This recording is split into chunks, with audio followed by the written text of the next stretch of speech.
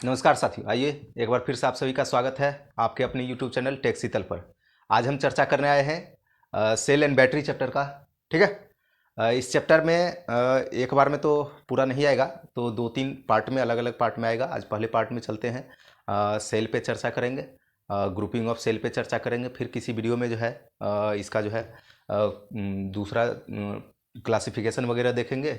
ठीक है, क्योंकि ये एक ऐसा चैप्टर है जिससे 3 से 4 नंबर किसी भी टेक्निकल एग्जाम में आ ही जाता है। तो अभी जो भी एग्ज़ाम आपका अपकमिंग है, इसरो का है या फिर एएलपी का जो भी टेक्निकल पार्ट होगा, उसमें आराम से रहेगा ही रहेगा इसे। ठीक है, तो चलिए देखते हैं इसको। क्योंकि इसका अलग अलग जो भी सेक्शन होगा बनाएंगे।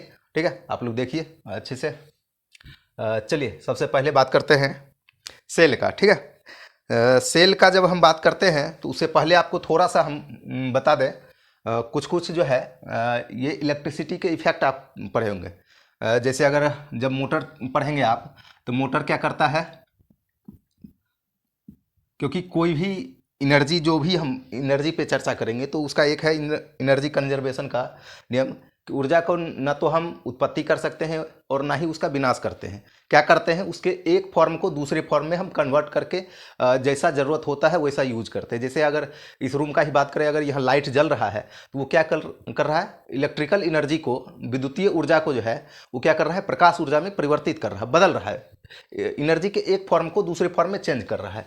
मोटर क्या करता है, इलेक्ट्रिसिटी लेता है, इलेक्ट्रिकल एनर्जी को क्या करता है, इलेक्ट्रिकल एनर्जी को क्या करता है, मैकेनिकल एनर्जी में,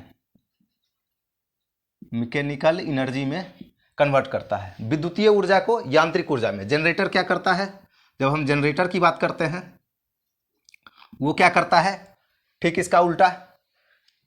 यांत्रिक ऊर्जा को क्या करता है, वो विद्युतीय ऊर्जा में कन्वर्ट करता है। ठीक है, तो ये तो हो गया मोटर जनरेटर का। अब चर्चा कर रहे हैं हम सेल का। सेल क्या करता है, यहां पे सेल या बैटरी, सेल या बैटरी जो होगा ये क्या करता है, सेल के अंदर में क्या होता है, कुछ केमिकल्स होते हैं जो आपस में उनके कुछ रिएक्शंस होते हैं, कुछ अंतः क्रियाएं होती है। उसको क्या करता है, वो केमिकल एनर्जी को, केमिकल एनर्जी को किस में कन्वर्ट करता है, इलेक्ट्रिकल एनर्जी में, इलेक्ट्रिकल एनर्जी में कन्वर्ट करता है। ठीक है, तो सबसे पहले हम सेल का, अगर ये कहें कि ये कौन सा प्रभाव है, ये एक तो कन्वर्जन देख लेते हैं। सेल का सबसे पहले अगर हम चर्चा करते हैं, सेल का कैसे सिंबल, ये है इसका सेल का सिंबल, ऐसे लिखते हैं ना, एक प्लस एक माइनस। ठीक है, ये सेल हो गया। ये क्या करता है, केमिकल एनर्जी, केमिकल एनर्जी को किस में कन्वर्ट करता है, इलेक्ट्रिकल एनर्जी में,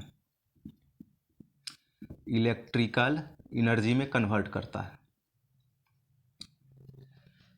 ये जो हम इसमें जो भी चर्चा करेंगे, मेरा फोकस मेन रहेगा क्वेश्चन किस टाइप से पूछा जाता है उसको लेकर के हम चलेंगे। बाकी चीज़ आप लोग पढ़ सकते हैं। ठीक है, ये हम इसलिए बताए कि सिंबल भी पूछता ही पूछता है, इसलिए सबसे पहले हमने सिंबल बना दिया। ठीक है, अगर इसका हम यहाँ पे लिख दें 1.1 वोल्ट या 2 वोल्ट जो भी लिखे, तो ये इसका क्या है, ईएमएफ है। ठीक है, ईएमएफ है, इसका वोल्टेज है, प्लस माइनस इसका दे दिए। ये करता क्या है, केमिकल एनर्जी, रासायनिक ऊर्जा को, रासायनिक ऊर्जा को किस में कन्वर्ट करता है, विद्युतीय ऊर्जा में, विद्युतीय ऊर्जा में कन्वर्ट करता है। अच्छा, एक चीज़ और हम बोले कि ये कौन सा प्रभाव है, क्योंकि ये हम इलेक्ट्रिसिटी के अलग अलग प्रभाव को पढ़ते हैं।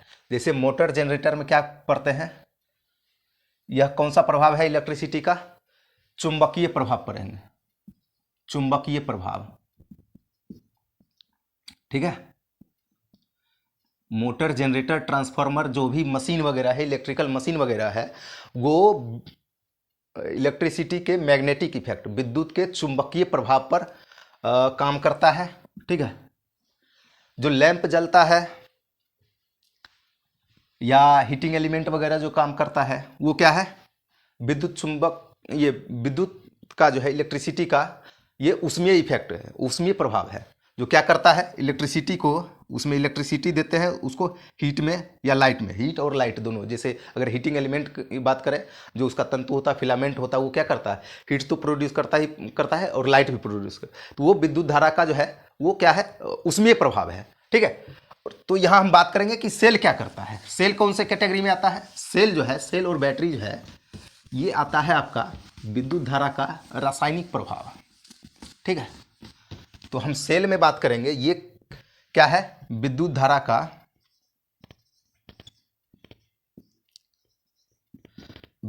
का जो है रासायनिक प्रभाव, इस पे काम करता है। तो सबसे पहला चीज देख लिए, इसका सिंबल, ये करता क्या है, केमिकल एनर्जी को इलेक्ट्रिकल एनर्जी में कन्वर्ट करता है।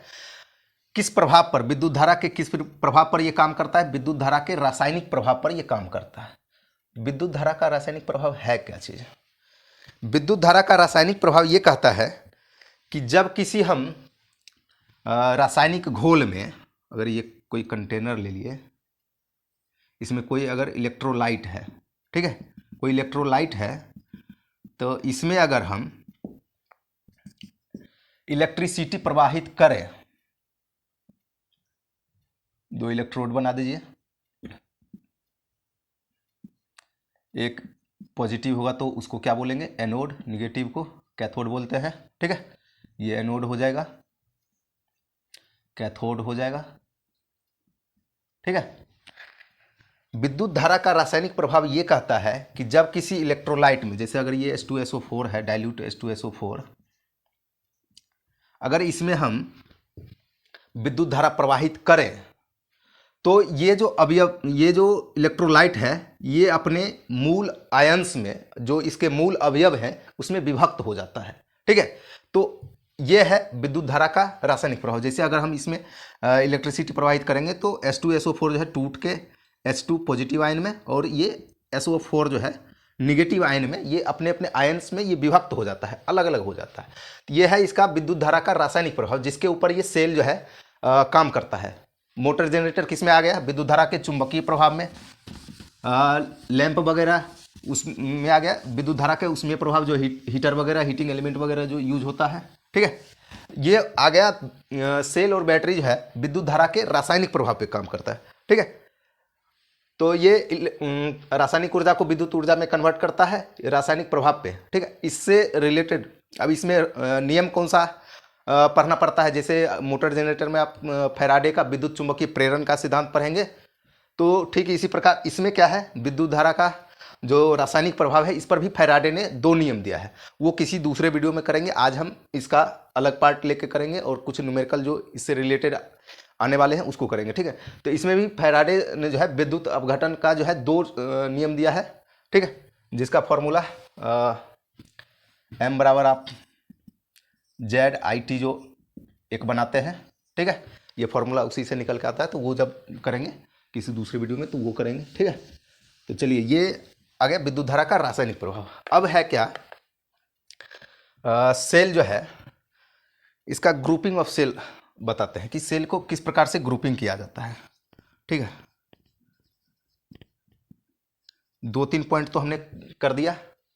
सेल का ये सिंबल है, सेल का सिंबल अगर हम बराबर कर दें तो क्या ये सेल का सिंबल है जी, नहीं, ये कैपेसिटर का हो जाएगा। ठीक है, तो सेल का सिंबल भी देखना जरूरी था, तो आपने देख लिया, ये प्लस और माइनस। ठीक है, जब एक से ज्यादा सेल को आपस में आप जोड़ देंगे, एक के निगेटिव टर्मिनल को दूसरे के पॉजिटिव के साथ जोड़ते चले जाएंगे किसी भी फॉर्म में, चाहे वो, वही चीज़ आगे बताएंगे ग्रुपिंग इसका कैसे करेंगे। तो ये चीज़ आपका जो है ना, ये चीज़ हो जाएगा आपका बैटरी। जब सिंगल सेल है, सिंगल एनोड कैथोड, इसका प्लस माइनस टर्मिनल है, तो ये सिंगल यहाँ तक में सेल होगा, लेकिन एक से ज़्यादा, दो हो गया या दो से ज़्यादा जो भी होगा, ये क्या कहलाएगा, बैटरी कहलाएगा। ठीक है, ठीक है, तो इसका ग्रुपिंग अब देखते हैं कि किस हिसाब से कैसे कैसे करते हैं। ग्रुपिंग ऑफ सेल, सेल का ग्रुपिंग कैसे करते हैं। सेल का या किसी भी चीज़ का ग्रुपिंग या जो भी काम करते हैं हमें किस हिसाब से ज़रूरत है उसके हिसाब से देखते हैं। हो सकता है सेल जो है जैसे सिंपल 1.5 वोल्ट का सेल है, कोई ऐसा काम है हमें जो इस 1.5 वोल्ट में काम नहीं चलने वाला है मेरा, तो स्वाभाविक है मेरे दिमाग में आएगा कि कुछ ऐसा कम्बिनेशन करें कि वोल्टेज बढ़ जाए। कहीं पे ऐसा क्या होगा कि अगर ये 1 मिली एम्पियर दे रहा है करंट और उतने से मेरा काम नहीं चल रहा है, तो दिमाग ये लगाएंगे कि कुछ ऐसा करें कि ये करंट ज़्यादा हो जाए। वोल्टेज ठीक है 1.5 वोल्ट में काम चल जाएगा लेकिन करंट में काम, लेकिन कहीं पे क्या होगा कि ठीक है करंट इतने में काम चल जाएगा लेकिन वोल्टेज इतना में काम नहीं चल रहा है। तो इसी सब चीज़ को दूर करने के लिए क्या करते हैं,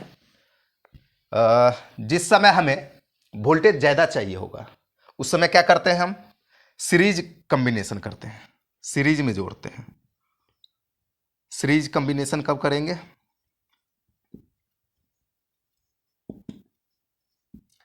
श्रेणी क्रम, श्रेणी क्रम संयोजन। श्रेणी क्रम संयोजन में क्या होता है, जिस समय हमें ज्यादा वोल्टेज की आवश्यकता है, करंट जितना है एक सेल का उतना ही रहे, कोई दिक्कत नहीं, हमें वोल्टेज ज्यादा चाहिए, तो इसमें क्या होगा कि जितना सेल जुड़ते जाएगा सबका वोल्टेज जो है ईएमएफ जो है आपस में जुड़ते जाएगा, लेकिन ओवरऑल सर्किट का करंट जो है सेम रहेगा, बराबर रहेगा। ठीक है, मान के चलिए यहां पर हम जोड़ देते हैं।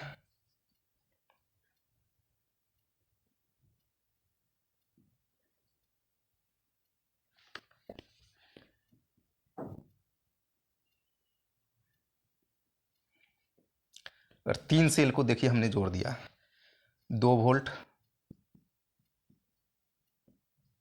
2 वोल्ट 2 वोल्ट, तो ओवरऑल जो है ये टोटल आउटपुट इसका 6 वोल्ट हो जाएगा। श्रेणी क्रम संयोजन में फायदा यही होता है कि जिस समय हमें ज़्यादा वोल्टेज की आवश्यकता है, ज़्यादा वोल्टेज की आवश्यकता है,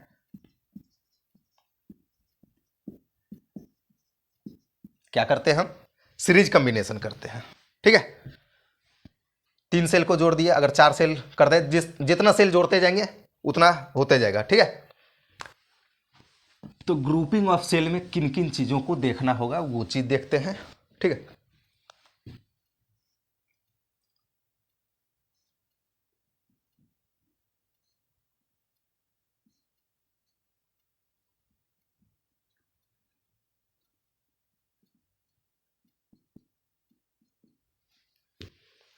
मान के चलिए कि एक सेल का ईएमएफ अभी हमने 2 वोल्ट लिया था। ठीक है, 2 वोल्ट, यहाँ पे 3 था तो कितना 6 हो गया। अगर यही चीज जुड़ते जुड़ते आपने टोटल n सेल कर दिया, negative positive,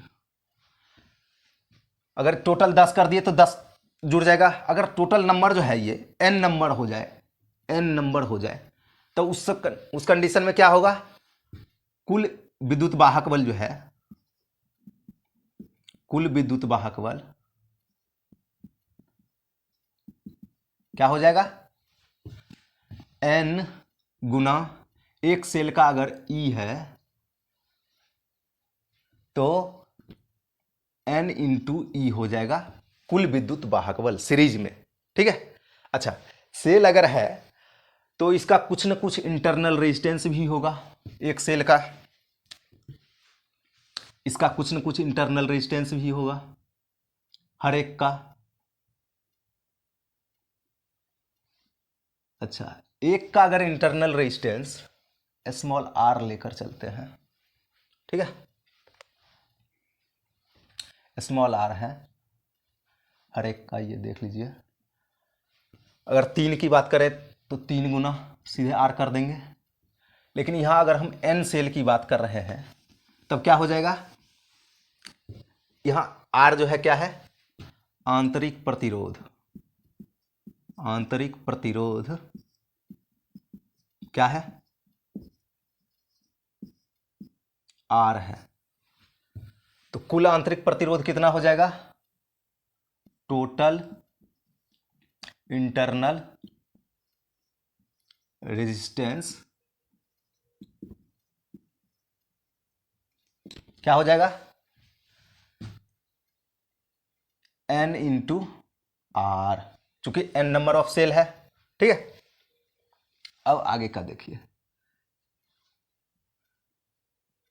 total internal resistance N R हो जाएगा और ये कुल विद्युत वाहक बल N इंटू ई हो गया। ठीक है, अब इसी सर्किट को हम थोड़ा और ये करते हैं कि इसको हमने कोई लोड दे दिया, बाहर का कुछ भी दे दिया, बैटरी से मान के चलिए कोई लैंप लगा दिए।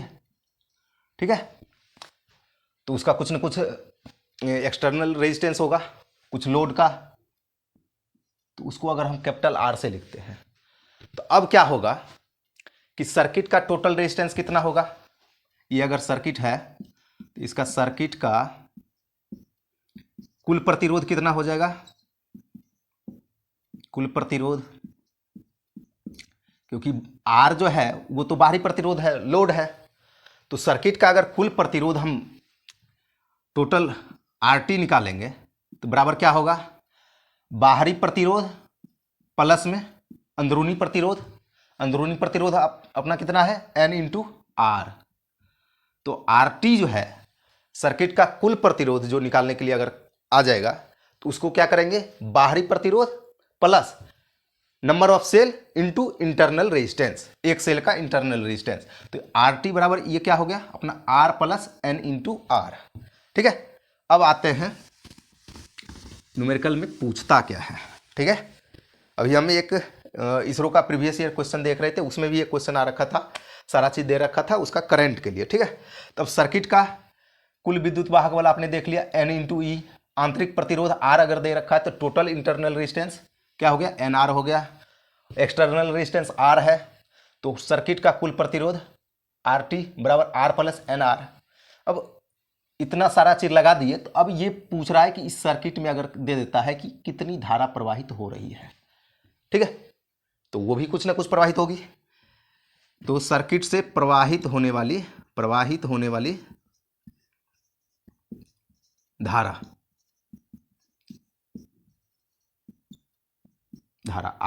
I बराबर क्या होता है, I बराबर V बट्टे R। यहां अपना V क्या है, E कितना है, N इंटू ई।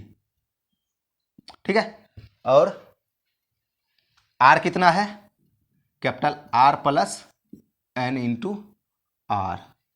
तो ये धारा जब निकालने के लिए फॉर्मूला यूज करना होगा, ये अपना फॉर्मूला निकल के आएगा किस कंडीशन में, सीरीज कंडीशन में। जब हम सेल का ग्रुपिंग किस में करेंगे, सीरीज में जब करेंगे, N सेल का है, 10 सेल हो, 20 सेल हो, 100 सेल हो, कुछ भी हो, N सेल जब दे रखा है तो हर एक का, जैसे एक का दे रखा होगा कुछ स्पेसिफिकेशन उसका कि हाँ 2 वोल्ट का है, 1.5 वोल्ट का, जो भी है, N है, N इंटू ई, टोटल उसका EMF निकल जाएगा, कुल विद्युत वाहक बल, हर एक सेल का कुछ न कुछ इंटरनल रेजिस्टेंस जो स्मॉल r से हमने बता दिया है, तो टोटल इंटरनल रेजिस्टेंस कितना हो जाएगा, अगर 10 सेल दे रखा है तो 10 गुना एक का जो भी होगा, 20 दे रखा है, यहाँ N सेल लेकर के कर ले तो N इंटू आर। सर्किट का जो आउटपुट जो लोड लगा रखा है उसका एक्सटर्नल रेजिस्टेंस कुछ न कुछ होगा, वो भी दे रखा है, वो कैपिटल R है। ठीक है, ये है।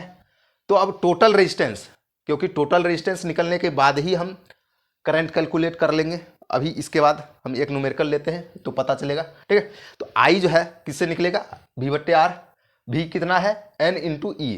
ठीक है, और रेजिस्टेंस कितना है, R plus N into R. ठीक है, चलिए इस पर एक क्वेश्चन देखते हैं फटाफट से। चलिए, तो एक क्वेश्चन लिए हैं ये न्यूमेरिकल, ये क्वेश्चन इसी सीरीज ग्रुपिंग पे है। ठीक है ना, सेल का जो सीरीज कॉम्बिनेशन अभी देखे हैं, 2 वोल्ट तथा 0.12 ओम आंतरिक प्रतिरोध वाले 20 सेल सीरीज में जोड़े गए हैं। 8 ओम के बाहरी प्रतिरोध में धारा की मात्रा ज्ञात करें। प्रवाहित होने वाली धारा जो है I बोल रहा है करने के लिए। तो क्या क्या दे रखा है, 2 वोल्ट है, एक सेल का यहाँ पे, ठीक है। ईएमएफ कितना दे दिया है, ईएमएफ 2 वोल्ट दे दिया है। इंटरनल रेजिस्टेंस, आंतरिक प्रतिरोध कितना दे दिया है, आंतरिक प्रतिरोध कितना दे दिया है, 0.12 ओम। ये इंटरनल रेजिस्टेंस है, ठीक है, स्मॉल आर। आगे क्या दिया है, 20 सेल है, ठीक है। एन कितना है, 20 सेल है, ठीक है। सीरीज में जोड़े गए हैं 8 ओम के बाहरी प्रतिरोध। जो एक्सटर्नल रेजिस्टेंस है आर जो है वो कितना दे दिया है, बाह्य प्रतिरोध कितना है, बाह्य प्रतिरोध, बाह्य प्रतिरोध दे दिया है 8 ओम, ठीक है। प्रतिरोध में धारा की मात्रा ज्ञात करें, आई पूछ रहा है, आई के कितना होगा। तो सबसे पहले एक सेल का ईएमएफ कितना है, 2 वोल्ट है। तो सबसे पहले हम कैपिटल ई निकालेंगे, कुल विद्युत वाहक बल एन इंटू ई। ई क्या है, ये एक सेल का ईएमएफ। तो ये कितना होगा, एन कितना है 20 सेल गुना 2 वोल्ट कितना हो गया, 40 वोल्ट। कैपिटल ई हो गया। अब क्या निकालना है, आर। पहले तो स्मॉल आर कितना दे रखा है एक सेल का, तो एन आर अपना कितना होगा, सॉरी, कुल आंतरिक प्रतिरोध, पहले कुल आंतरिक प्रतिरोध कितना होगा, एन इंटू आर। ये कितना होगा, एन है 20 गुना इंटरनल रेजिस्टेंस 0.12, 12 दूनी 24, 2.4 ओम। अब क्या है, एक्सटर्नल रेजिस्टेंस कितना दे रखा है, 8 ओम। तो कैपिटल आर टी यहीं पर बना देते हैं, कैपिटल आर टी जो आपका टोटल आर टी होगा, R plus N into R. बाहरी प्रतिरोध कितना है 8 ओम, 8 ओम प्लस 2.4, 10.4 ओम कुल प्रतिरोध हो गया। अब हमें क्या निकालना है, आई निकालना है। आई बराबर क्या है अपना फॉर्मूला, वी बट्टे आर। वी बट्टे आर में क्या क्या दे रखा है, वी के जगह पे कैपिटल ई कितना निकल गया अपना 40 वोल्ट, ठीक है। यानी ई जो है 40 बट्टे कैपिटल आर कितना अपना निकल गया आर टी 10.4, 10.4। ये कितना हो जाएगा, 10 4 से तो कटेगा नहीं, 3 पॉइंट लगभग 84 के करीब जो है, ठीक है। इसका आ जाएगा एम्पियर धारा, ठीक। अब चलते हैं सेलों का समानांतर संयोजन।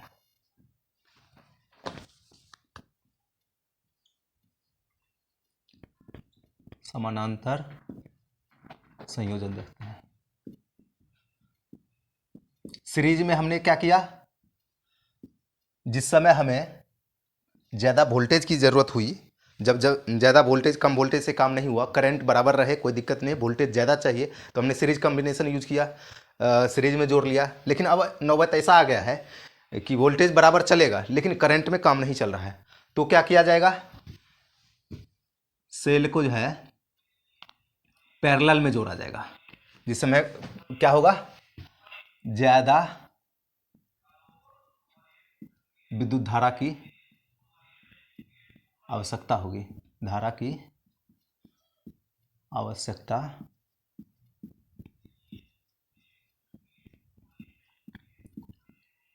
के लिए, ठीक है। पैरेलल किस लिए कर रहे हैं, ज़्यादा विद्युत धारा, ज़्यादा करंट के लिए। जब करंट ज़्यादा चाहिए तो हमें पैरेलल में करना। पैरेलल करने के लिए क्या करना होता है, जो जितने भी सेल हैं सारे का प्लस वाला सिरा प्लस के साथ और माइनस वाले सिरे का माइनस के साथ, ठीक है। ये करते हैं ना, ये लीजिए। अब सिंपल देखिए, अगर हमने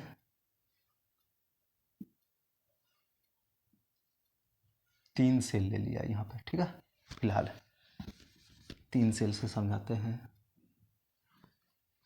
इसको आपने जोड़ दिया, कोई बाहरी लोड है, ठीक है। सारे का प्लस वाले एक साइड, माइनस वाले एक साइड, ठीक है। ये अभी n वाला है नहीं। अब इसका मान के चलिए हर एक में कुछ इंटरनल रेजिस्टेंस,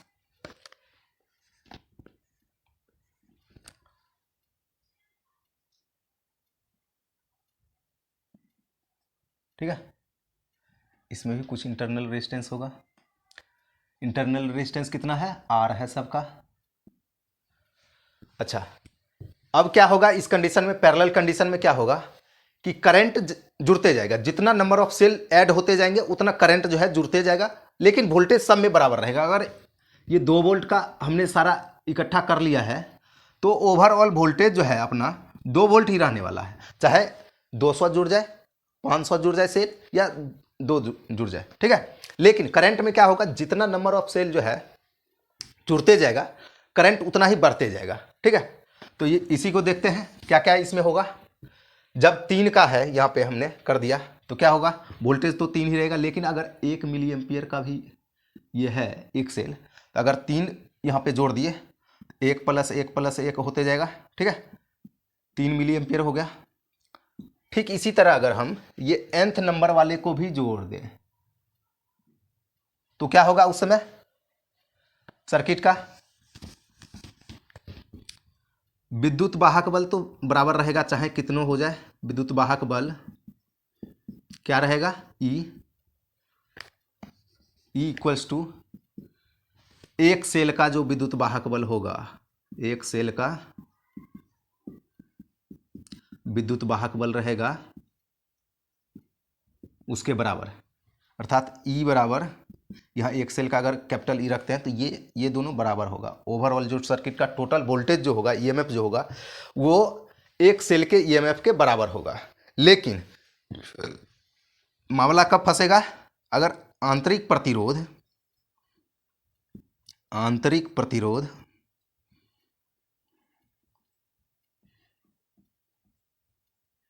एक सेल का अगर आंतरिक प्रतिरोध r है, तो जैसे जैसे नंबर ऑफ सेल जुड़ते जाएंगे उतना जो है वो क्या होगा, बट्टे में वो ऐड होते जाएगा, ठीक है। तो कितना हो जाएगा, R/N हो जाएगा। जब हम n सेल की बात करते हैं, अगर 3 सेल की बात करेंगे तो R/3 कर दीजिए। अगर हम इसी की बात करते हैं, अगर n सेल यहाँ पे जोड़ दिए, ठीक है, ये nth सेल है आपका, तो कुल आंतरिक प्रतिरोध कितना हो जाएगा, कुल आंतरिक प्रतिरोध, इसी में इधर कुल लगाइए, कुल आंतरिक प्रतिरोध कितना हो जाएगा, R/N हो जाएगा, ठीक है। जब ये R/N हो जाएगा, अच्छा बाहर का लोड कितना है, बाह्य प्रतिरोध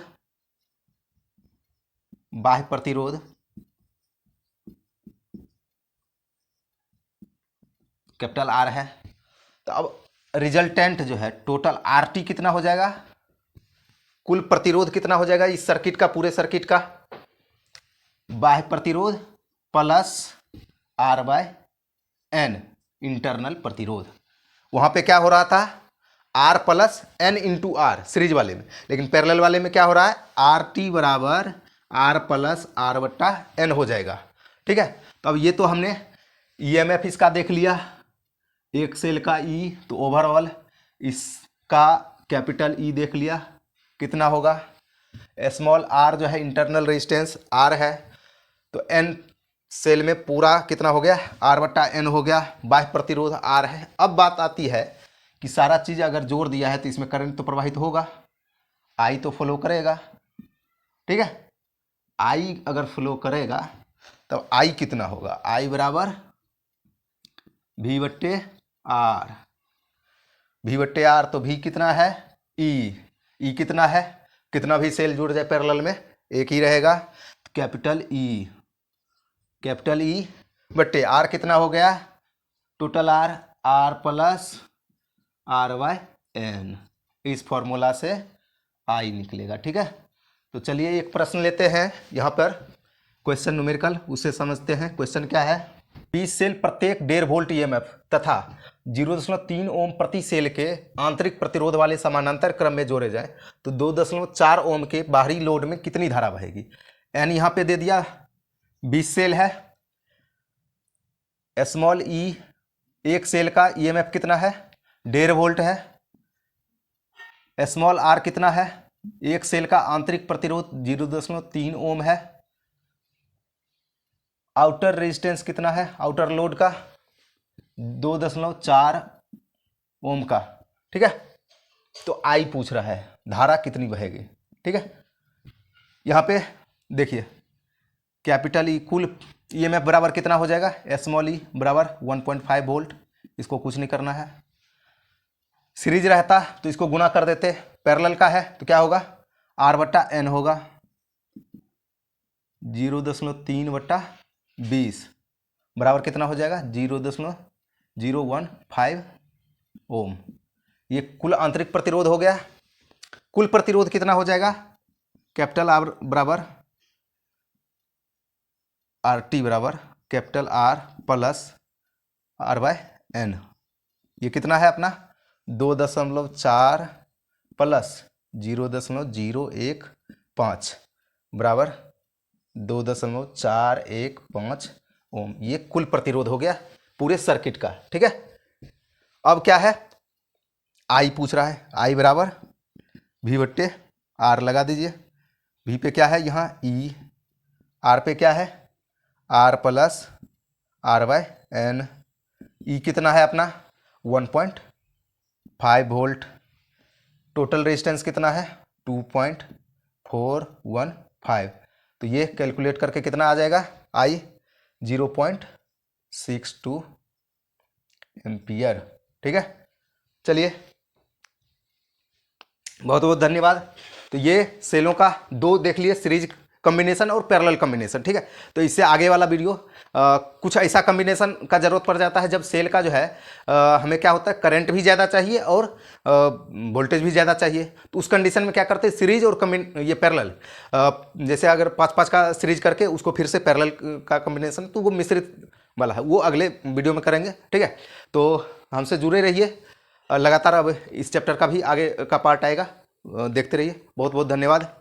वीडियो अच्छा लगे तो लाइक शेयर और सब्सक्राइब कर दीजिए अगर चैनल पे अभी तक सब्सक्राइब नहीं किए हैं। और एक और चीज़, जो भी नए हमारे साथी जुड़ते जा रहे हैं तो कृपया आप सब थोड़ा सा बताने का कोशिश करें कि आप कमेंट में कि किस शहर से कैसे देख रहे हैं, तो उससे थोड़ा सा मुझे भी उत्साहवर्धन होगा। बहुत बहुत धन्यवाद।